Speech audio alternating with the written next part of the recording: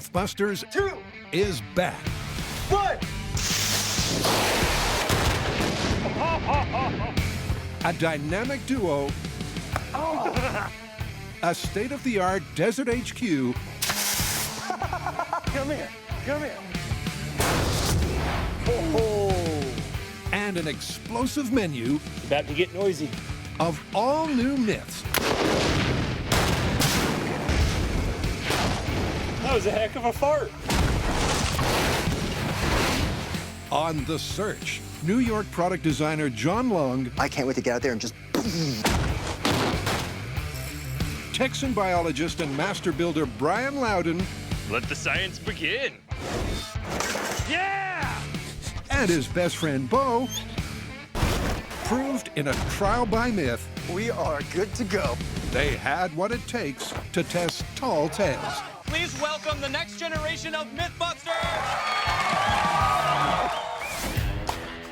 And so begins the next chapter. Brian and John kick off with an airbag disaster. Speed, 26 miles per hour. This myth is about whether or not having your feet on the dashboard turns a collision, bam, into something lethal. That was perfect. And Selfie stick. a rocket-powered sword. We're testing if a weapon can slice through a villain's neck.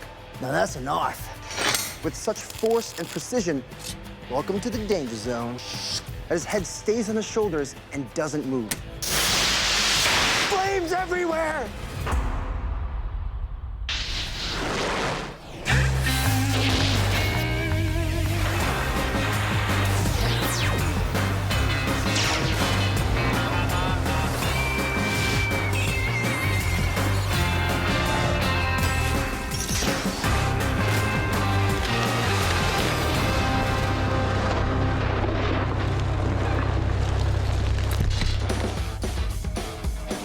First up, a myth based on the paradox of a life-saving bomb.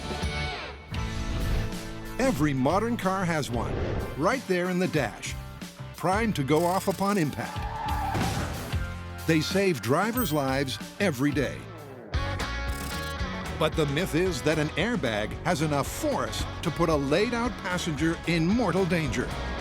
Are you really risking your life putting your feet up? Brian and John strap in to find out. This one's interesting. I've always wondered about it. Right? I mean, how could an airbag go from saving your life while you're sitting like this to killing you when you do that? That's what we need to find out. I mean, think about it. It's like a bomb in your face, ready to go off. Maybe that's where we should start. Blow a few of these things up and see how much force they exert. Blow things up, I'm in.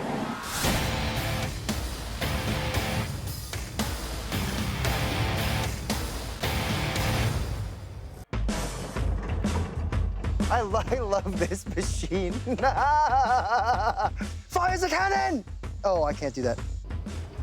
This is your standard family sedan. It's equipped with a supplemental restraint system, which we know as airbags. The first of which has been around almost 30 years and is in the steering wheel.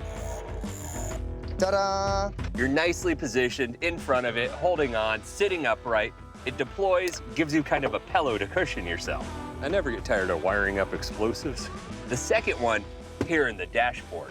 That's been around for 20 years and has a few more challenges. The reason is you have this big open area. When this guy deploys, it has a lot more room to fill. It's got to do more work, which means more power to restrain that passenger. So, first up, the guys will ignite an airbag or two and measure how much force they exert. Driver's side airbag test in 3, 2, 1. That's not bad. Would you want to rest your face on this? That was the driver's side airbag. Think it's like you burn the bag of popcorn. Yeah. It was the smaller of our two airbags, but as soon as we touched those leads, whoosh, instant pillow.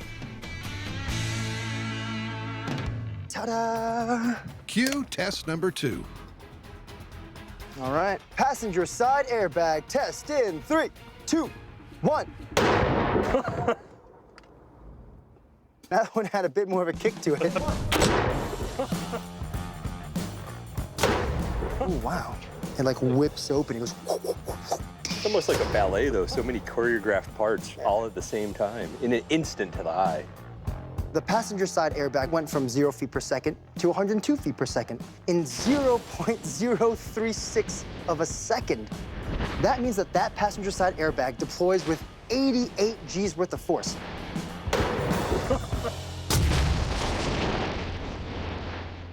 Let's think for a minute what 88 G's is. That's like me climbing this wall, climbing 2 more feet on top, jumping off, flat onto the ground. That's about 88 G's. And to demonstrate just how much force that is, the guys enlist a dummy. Not that one. This one, for an impact test. Just. Here we go. All right, here we go. Passenger airbag impact test in 3, 2, 1.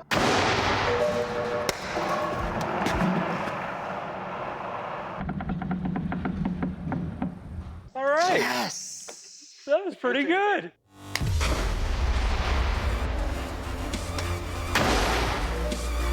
The car is only about 30 pounds. This dummy, he's 150 pounds. So a 180-pound load gets thrown a pretty fair distance at 41 feet. That's crazy. I definitely wouldn't want to switch places with this guy. Here we go. Oh, counter steer.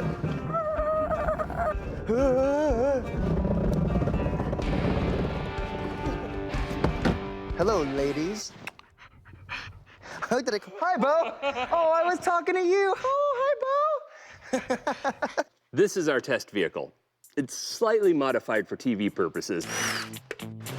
Wait, I got. Oh. I got it. But it has all the parts we need. It's got the seat, the dash, with the airbag in it. A quick MythBusters custom sunroof is gonna let our high speed get a great view inside here. Ah, good old cardboard cars. Fantastic. This is what we're gonna use for our first feet on the dashboard test. To begin to dial in on the lethality of placing your feet on the dashboard, Airbag's all wired up. with Buster currently resting in pieces, the guys recruit a stand-in simulate This is beyond valet service. to sit in the hot seat. Oops, sorry. How often have you seen this? You're on a summer road trip, the sun's out, the window's down, your hair is blown around in the wind. Your hair's a mess. I'm awfully jealous.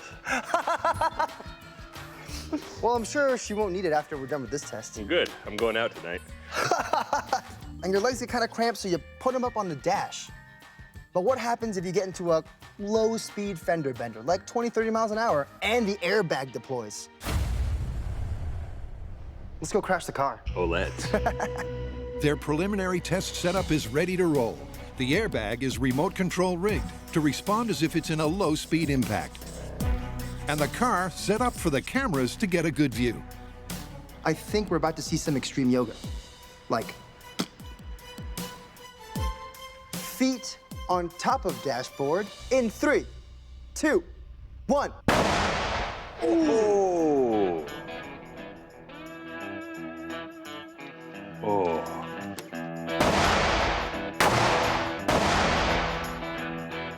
I saw her leg just shoot out the entire door. It just went Yeah.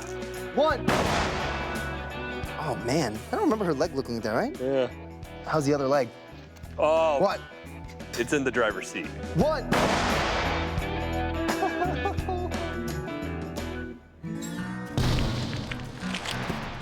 Oh my gosh.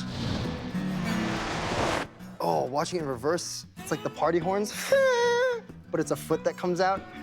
That's nasty. That's a significant amount of force, and it's clear there's something to this myth. The question is, would it be deadly? But first, cue myth number 2.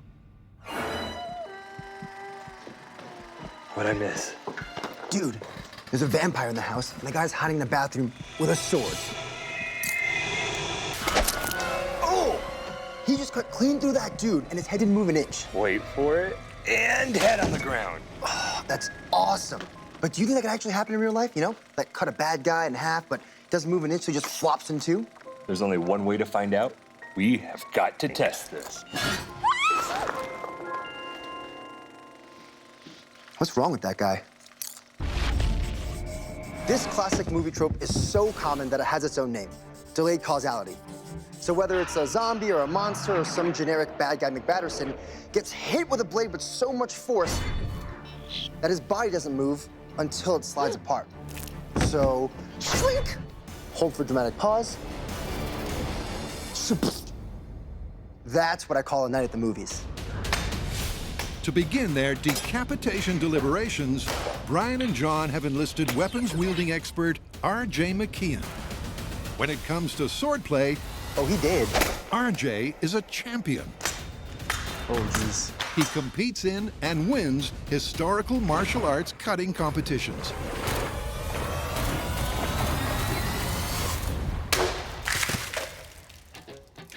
We're gonna start with your sword all the way over your head. All right. And to help test this Hollywood tall tale, he has 3 key takeaways. You're gonna need proper extension of the arms, you're gonna need speed, and you're gonna need edge alignment. It takes a while and a few cameras. Did I get you? Are you okay? Ooh! This is almost perfect. But before long, Pretty good. A little tiny bit of wobble. RJ's instruction has Brian All right, what's next? and John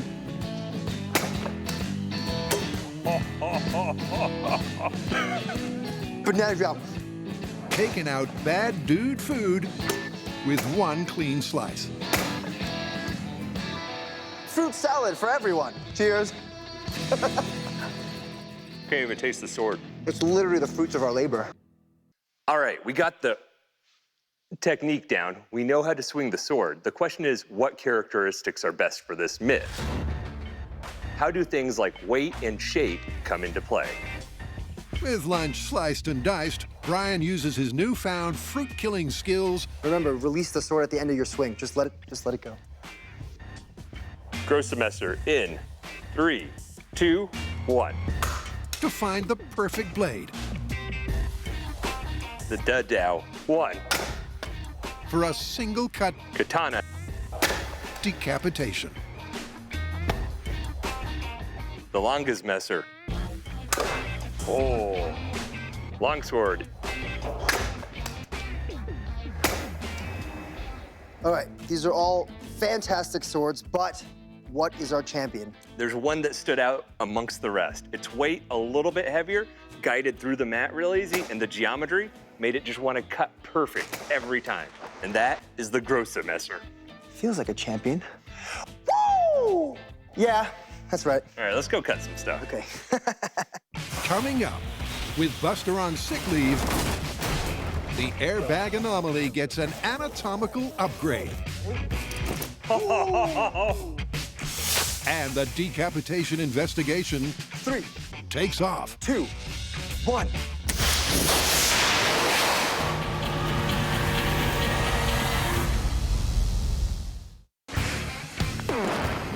To continue the rich, varied, and explosive 15-year myth-busting legacy,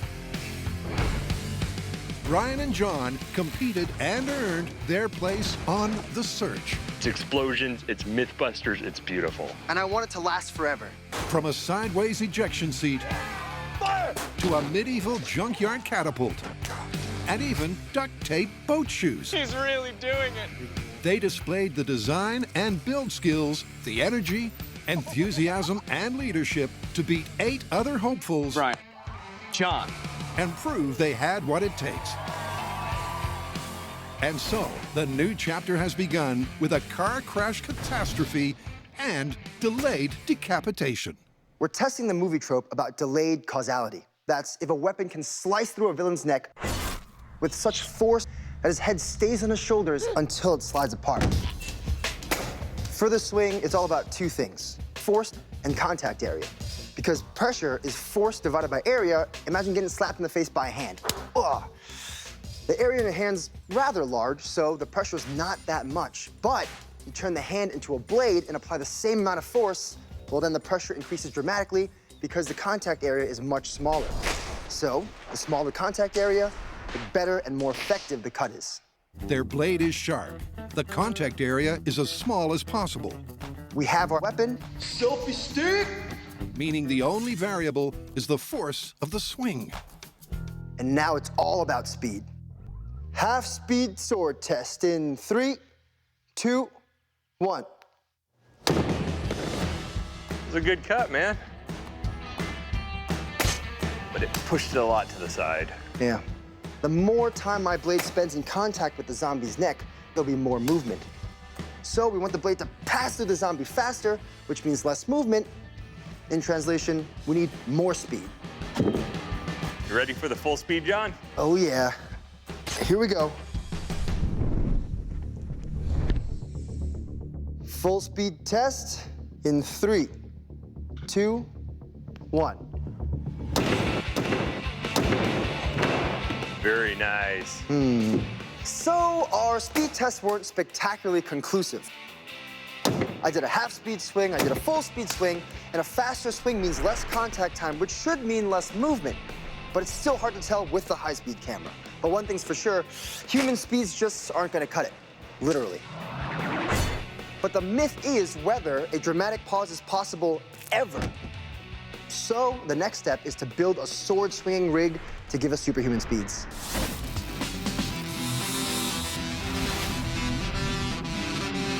Back at Car Crash Central, Oh. Brian and John have discovered that a passenger with their feet on top of the dash is in danger.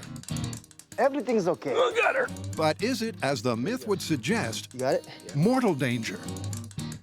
Before they look at lethality in a road test, It's a shame regular medicine isn't this easy. Right? they're doing a quick reset. Last airbag deployment was a fair amount of destruction. Good as new. Legs went flying everywhere. But this time, I expect those legs, they're projectiles straight to the face. Yep, Brian thinks having your feet flat against the dash would jettison your knees into your face, Just meaning it's the most likely position to cause a fatality. damn it. Do we have any grip tape? Ready? Your MythBusters manicure service. We get rid of your corns and then put you in a car and set up the airbag.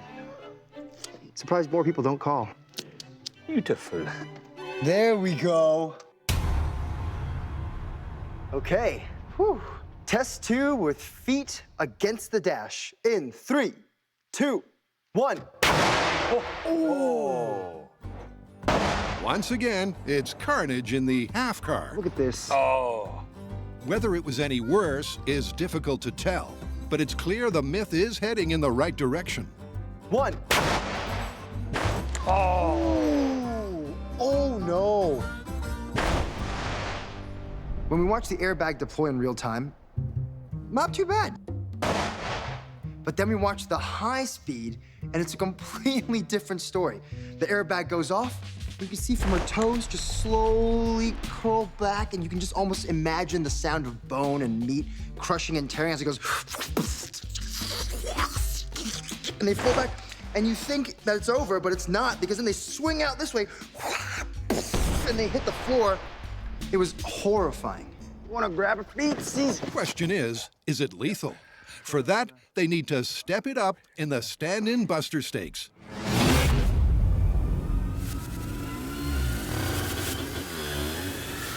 Meet Boomer. I worked in emergency medicine for over half a decade, and during that time, I taught a number of paramedics using all sorts of human analogs. Okay. But we have something here today that is as close as you can get on this entire planet to a human being without having a human being. You ready? Ooh, yeah, let's go. Go, go, go, go, go, go, go. Ready? And I am very excited.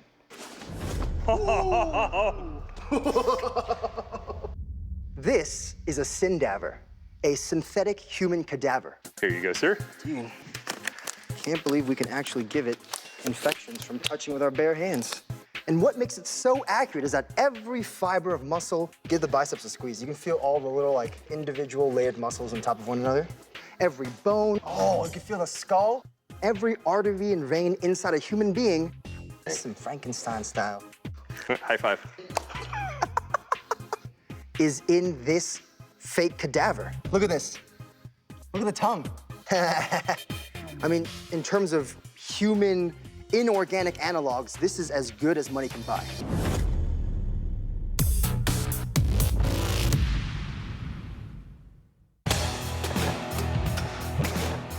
Brian and John have determined that the movie myth of delayed causality, the dramatic pause after a decapitation, Yeah, we're kind of topping out on how much you and I can swing. I think it's time for a plan B.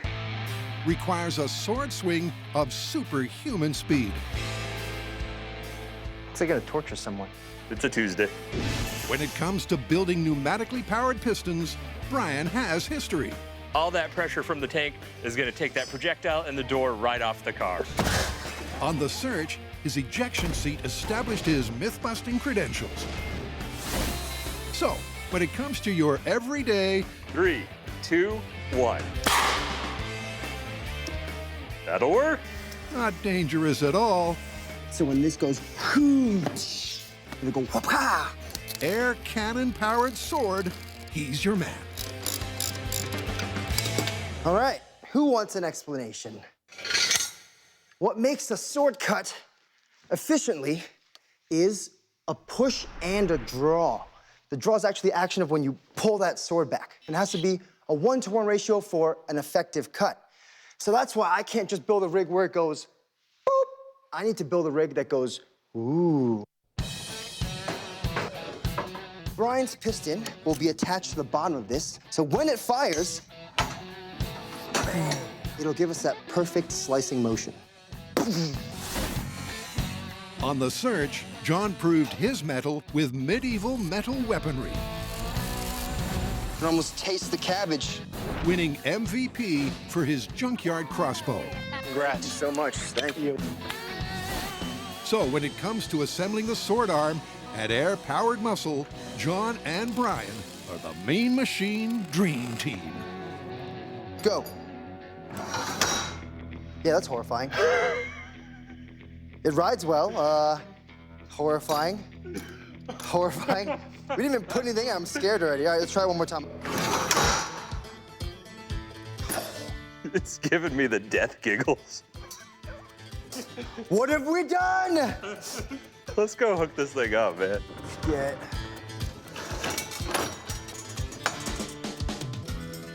Our first test will be to get this rig to fire at the fastest speed that I could swing the sword.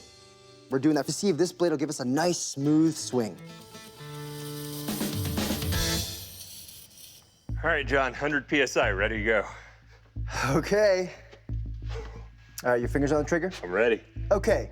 Human speed baseline test in 3, 2, 1. Oh!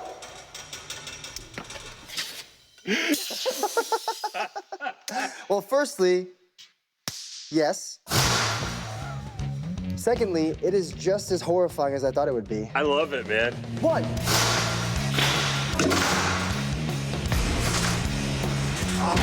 The machine doing the job. I'm gonna cry about it. It's so beautiful. That is our speed. That's what we needed. Nice. You wanna put a target in it? Oh, yeah. That's how MythBusters prep for a picnic. Welcome to the danger zone. Human speed swing test with target in 3, 2, 1.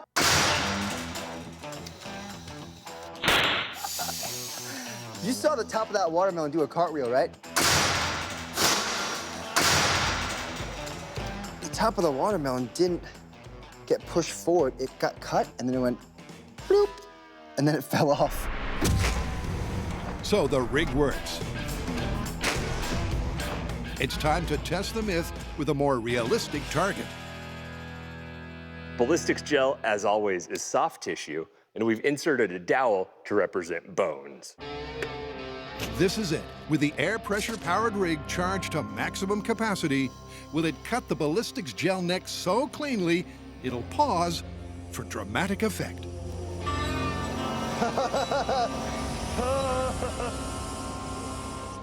All right. Perfect. Oh, is everyone behind? Okay. You ready? I'm ready. Everything we got, Test, and I mean everything, in 3, 2, 1. Well, Let's go take a look. yeah. Holy moly. Whoa. It cut through a good portion. Oh. Oh, Whoa. some damage to the dowel, but it didn't make it through. The cool part is, look how clean that cut is.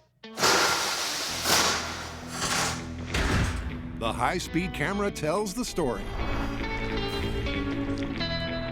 The sword is moving at 110 miles per hour. It slices clean through the flesh-like ballistics gel, but when it hits the dowel, representing bone, So it catches that dowel and it's pulling everything. Yeah, it's beautifully gruesome. It hits it so hard that it racks the whole... Standing on, man. But all the way up until that point, it's a completely smooth cut. that's as fast as their air cannon can swing the sword. And there's still no sign of the mythical clean-cut slice. But they're not giving up yet.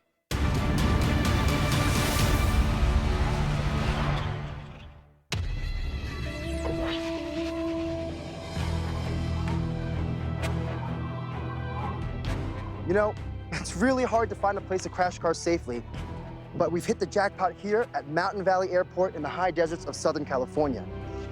This place is absolutely gorgeous.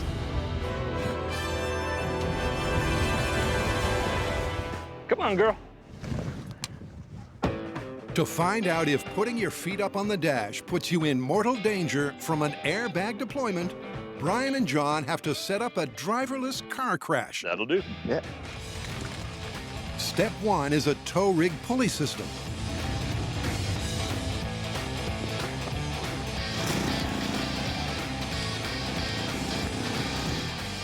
That'll definitely hold.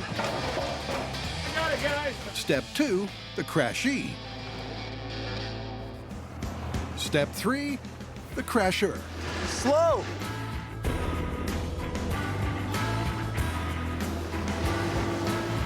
Lower forks. We're about to install a tow yoke onto our vehicle.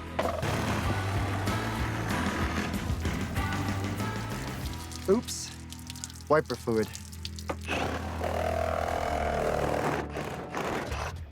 That's 2 arms welded out from the inside of the control arms with a cross beam, tow wire connected in the middle. Whoop.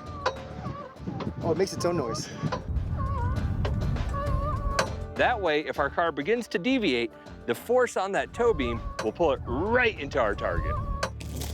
This is 400 feet of steel cable that we'll be using to pull our crash vehicle into that crash barrier. Now we just gotta roll it out. This is some kind of like curling.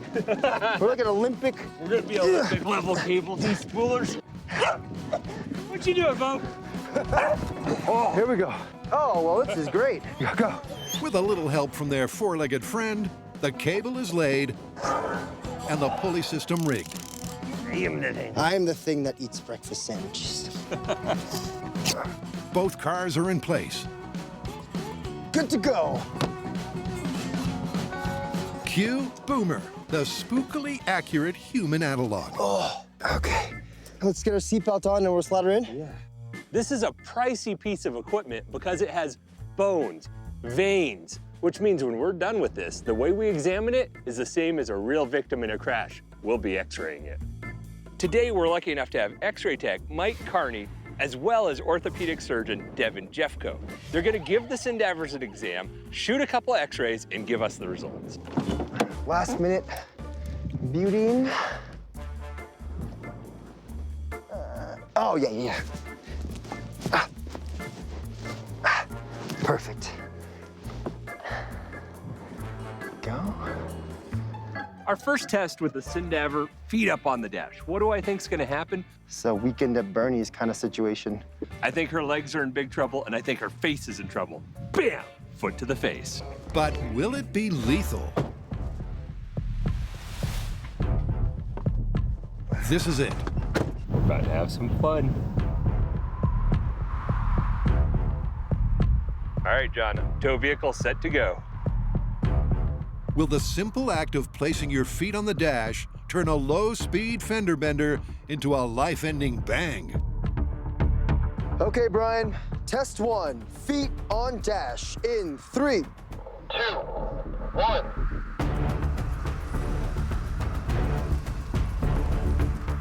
5 miles per hour.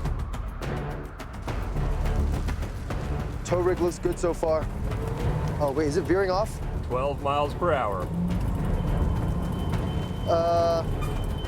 26 miles per hour.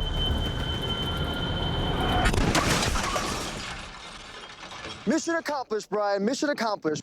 Woo-hoo-hoo-hoo. You know, it went off a little bit, but at the end it came right back, hit the car.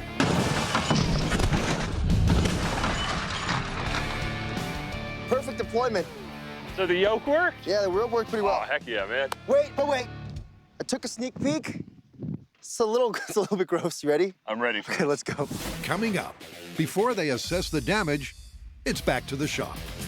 If there's ever been a case for do not try at home, this would be it. Rockets plus sword equals death, dismemberment, all around bad day.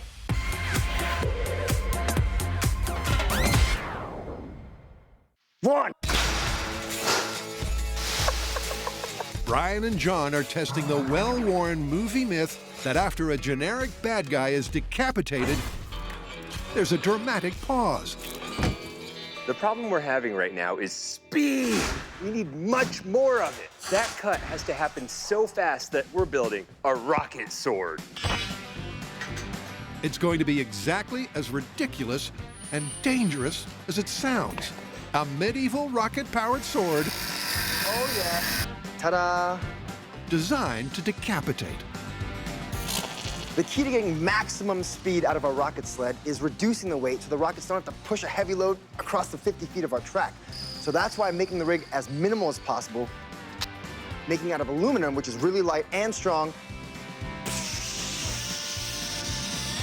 Yeah, that'll work. In addition to setting up the track along which the rocket blade will run, All right, rocket force test in 3. Brian's 2, doing some rocket science.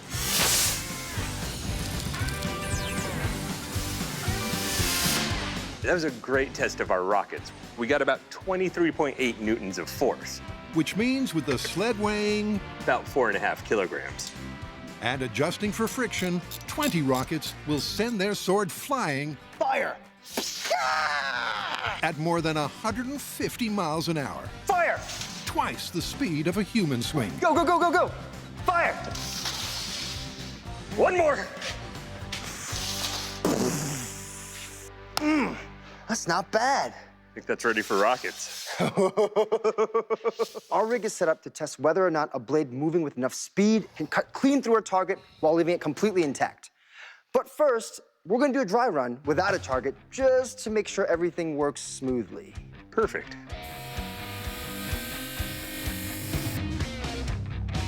For this dry run test, we're looking for 3 things. Are our tracks aligned? Are we getting the forces we need from the rockets? And what is the optimum position for our target? Eyes and ears and hats on. So cool. Ooh, I'm nervous. So here we go. Rocket sled dry test in 3, 2, 1.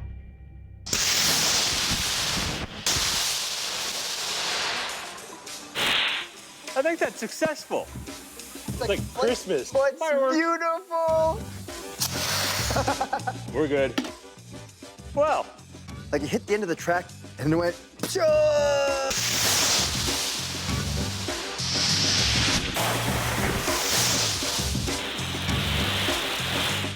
The rocket sled performed exactly how we wanted to.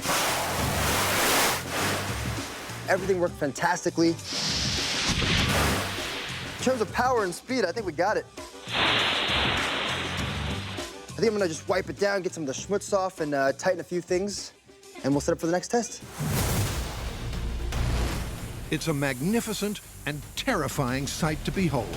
A razor-sharp blade powered by rockets launched at 165 miles an hour. Our dry run went great. We got the results we were looking for. But before we graduate to the final event, we're gonna have a soft target test.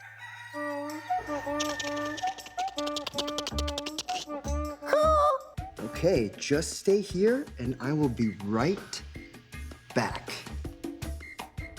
Ignition. Engage. Oh, there it is. Okay. I will count you down, bro. Oh, I can't wait to fire the chicken. Okay. Rocket blade sled at target. Just stay there, chicken, it'll be okay. In 3, 2, 1.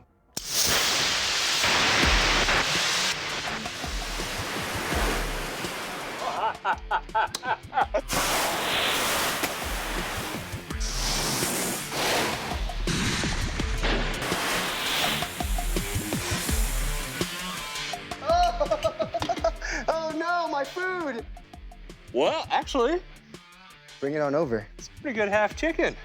Whoa, that's not bad. Look at this. It cut through the bone the long way. That is a perfect cut through there. That's impressive. Whoa. Okay, that blade traveled straight through the chicken. Super clean cut. Look at that juice flying everywhere. He's barely meat. And then it gets railroaded. So there's a slight problem with the rig. The back end of the sled crashes into the target. If there was a dramatic pause, it was run over. For the final test, the guys add a backstop. Oh, and a zombie. To test this, we need a target to fit the myth. That's why we have a zombie. This is Larry. He used to be one of our MythBusters production assistants. That is until the outbreak. But now he's volunteered to be our target. Thanks, Larry. You're welcome, John.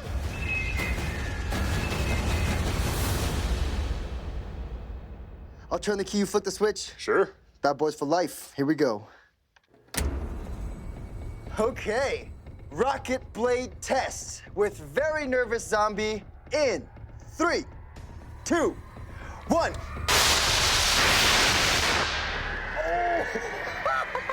Oh. What the hell is going on? Fire extinguisher, please.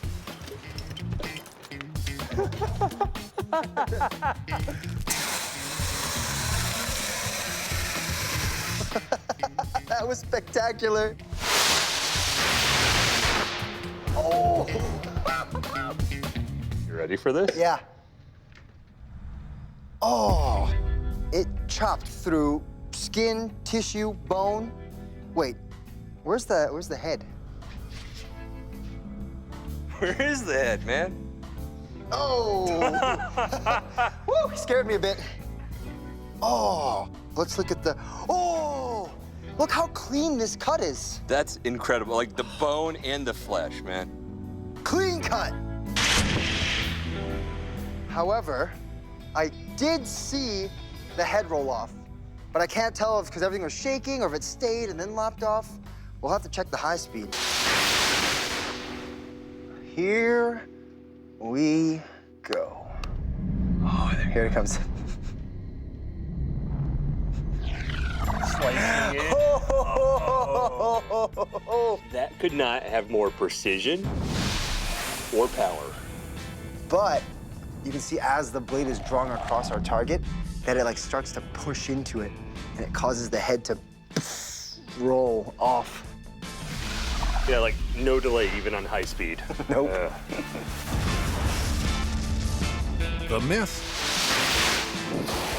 much like the burning remains of the rocket sled, Flames everywhere! is toast. Oh, it's beautiful! delayed causality. What do you think? I mean, even with our rocket sled and a super sharp blade, couldn't get the head to stay on. Yeah, it works great in the movies, but in real life, busted. Busted. Busted! Just glad the world's safer with one less zombie.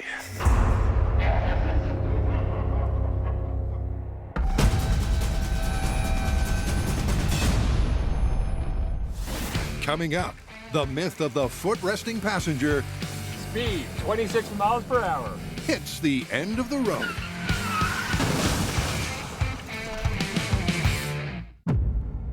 Countdown, 3, 2, 1. He starts rolling. Everything's looking pretty smooth. He's calling out 5 miles per hour. 12 miles an hour. And I'm like, hey, is that car veering off? Speed, 26 miles per hour. Should we abort this thing? The car goes, what? Boom! Airbags deploy perfectly. Doesn't seem too bad. But then you get into the car and you see the damage done to the Sindaver. Oh no, there's smoke coming out of her foot. Come on. With that foot just hanging off the dash. Skin's been ripped off the toe, complete ankle dislocation, and that's just what I can see from here. Super gruesome. But then you realize how awesome it is to have the Sindaver for our tests. It's got every bone, muscle fiber, vein, skin tissue that we can analyze to see what real damage would occur to a real human being.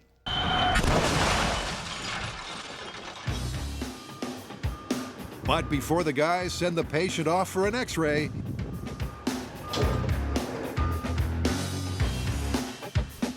Mr. Boomer takes his turn at the wheel.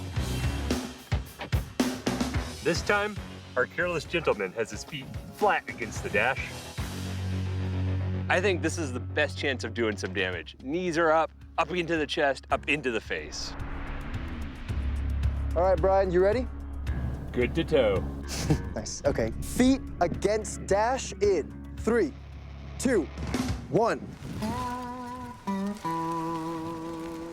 5 miles per hour. Toe rig is looking good. 15 miles per hour. Speed, Whoa! 26 miles per hour. Oh, okay. Stop. Oh, there goes the camera. Okay. That was interesting. You want to come down here, Brian? So that didn't quite go as planned. The car started out nice, then began to veer.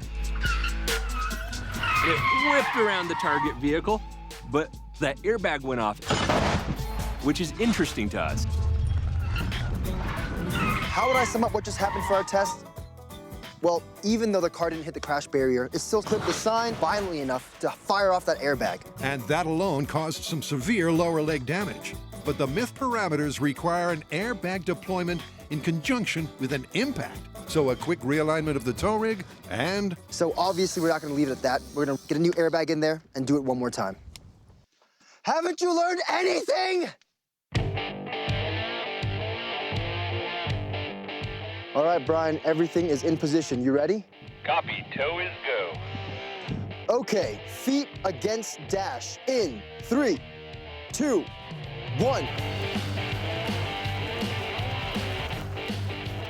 5 miles per hour.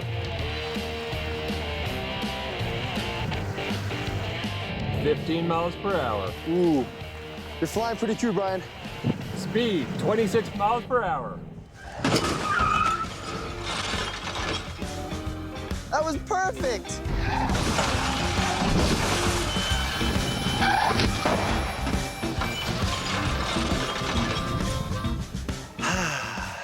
So nice. So, how did our volunteer fare with his feet against the dash in a crash? Solidify yourself in your knowledge of which way feet face. Okay. Oh! That's not supposed to happen, no? No. It doesn't look good, but it's time to find out the true extent of the injuries. 2 accidents like this in a day, what are the odds? X-ray? X-ray. Ooh, that's pretty unstable. Yeah, so that's definitely broken there. Yeah, it's broken there too. Yeah, we should definitely get a pelvis and a hip x-ray over here. So Devin, 2 different Sindavers. You've gone through them. What do you find? Well, both of them have pretty bad ankle trauma. Our situation with the female patient, as you can see, she had a really bad ankle fracture, which we sometimes call a pilon fracture. Bad injury, but survivable. Our male patient, similar injury, but both survivable. So, injury, but nothing lethal. Survivable injuries only. As gruesome as the high-speed footage is, the anatomically accurate Sindavers prove the injuries are restricted to the feet and ankles. I mean, it's just so close to plausible, but it's definitely busted. Busted. Nasty, though. Yeah, I definitely won't be putting my feet on the dash anymore. That was a good day, though. I like how, like, on video, this is like the bit of the news where they cut away, but they're still shuffling. Exactly, and they're still just like, what do they talk about? Or just like talking about nonsense.